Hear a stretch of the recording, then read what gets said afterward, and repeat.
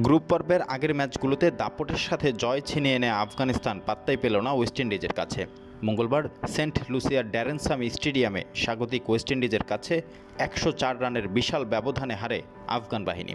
এদিন টস হেরে ব্যাটিং করতে নেমে নিকোলাস পুরানের বিধ্বংসী ব্যাটিংয়ে 218 রান তোলে ওয়েস্ট ইন্ডিজ, যা এবারের বিশ্বকাপে সর্বোচ্চ ও টি-20 বিশ্বকাপে ওয়েস্ট ইন্ডিজেরও সর্বোচ্চ সংগ্রহ। ওয়েস্ট ইন্ডিজের হয়ে রীতিমতো আফগান বোলারদের উপর তাণ্ডব চালিয়েছে দলটির wicket keeper batter Nicholas Pooran. মাত্র 53 বলে 6-4 ও 8 ছক্কায় 98 রানে রান আউটের ফাঁদে পড়ে আউট হন এই ব্যাটার। 27 বলে 43 রান করেন জনসন চার্লস।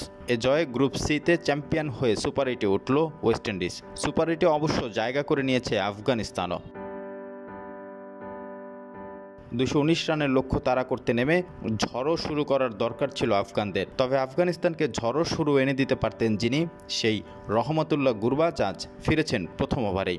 ওয়েস্ট ইন্ডিজের নতুন বলের ভরসা স্পিনার আকিল হোসেনের বলে কোনো রান না করেই ফেরেন গুরবাজ। তার উইকেট হারিয়ে প্রথম 6 ওভারে আফগানিস্তান তুলতে পারেন মাত্র 45 রান।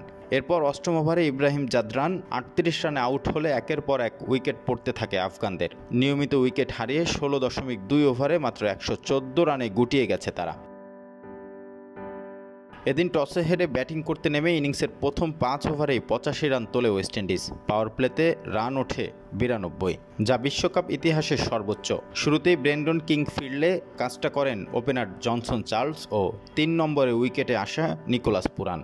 ইনিংসের চতুর্থ ওভারে আফগান অলরাউন্ডার আজমতুল্লাহ ওমরজাইয়ের 1 ওভারে 36 রান তোলেন পুরান। যদিও 6 বলে 6 ছক্কা হয়নি। 36 রানের ওভারে leg by wide O no বলেরও অবদান ছিল।